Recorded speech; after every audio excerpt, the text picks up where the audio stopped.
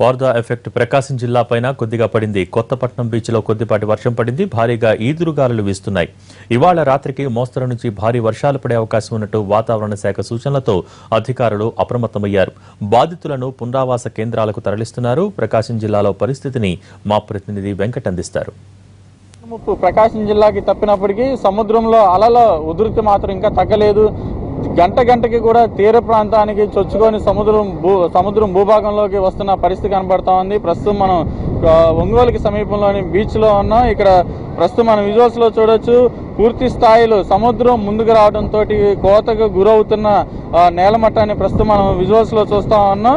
ప్రధానంగా ఇదే సాయంత్రానికి ఈ విధంగా ఉంది. రాత్రికి పూర్తి స్థాయిలో రోడ్డుని తాగే పరిస్థితి ఇక్కడ కనపడతా ఉంది. ఇప్పటికే సముద్రం 20 అడుగుల మేర ముందుకొచ్చి కనపడతా ఉంది. అదేవిధంగా మరో 20 అడుగులు రాత్రికి ముందుకొచ్చే పరిస్థితి కనిపిస్తా ఉంది.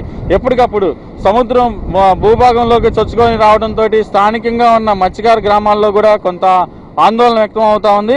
అదేవిధంగా తమ మత్స్యకారులకు తమ జీవనాధారమైన బోట్లను కాపాడుకునే పనిలో కూడా ఉన్నారు. ప్రస్తుతం మనం విజువల్స్ లో చూస్తున్నాం, భారీ ఎత్తున 5 మీటర్ల మేర ఎగసిపడుతున్న అలలు, సాధారణ స్థాయికి మించి 5 మీటర్ల మేర ఎగసిపడుతున్న అలల్ని ప్రస్తుతం మనం విజువల్స్ లో చూస్తున్నాం. తుఫాను తీరం దాటిన తర్వాత ప్రకాశం జిల్లాలో సముద్ర తీర ప్రాంతంలో ఉన్న అన్ని గ్రామాల్లోనూ ఇదే పరిస్థితి కొనసాగుతా ఉంది.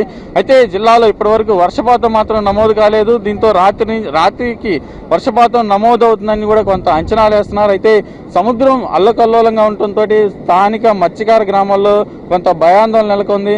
దీనికి సంబంధించి మనతో మాట్లాడడానికి స్థానిక అధికారులు ఉన్నారు. సార్, మీరు చెప్పండి, నిన్నటి నుంచి కూడా జిల్లా స్థాయి అధికారులు మీరంతా గ్రామాల్లోనే మకాం వేశారు, పరిస్థితిని చూస్తా ఉన్నారు.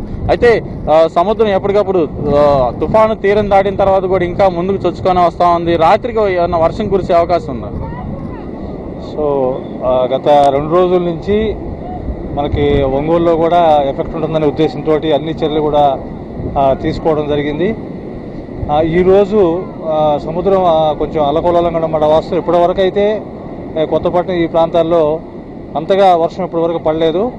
కానీ మనకు వచ్చినటువంటి ప్రిడిక్షన్స్ ప్రకారం అయితే కనీసం ఒక 5 సెంటీమీటర్స్ వరకు అయినా సరే వర్షం పడుతుందని అనుకుంటున్నాం. మినిమం 5 సెంటీమీటర్స్ వరకు కూడా చూడాలి. ఈ రాత్రికి వర్షం పడుతుందనేది మాకున్నటువంటి ఫోర్కాస్ట్.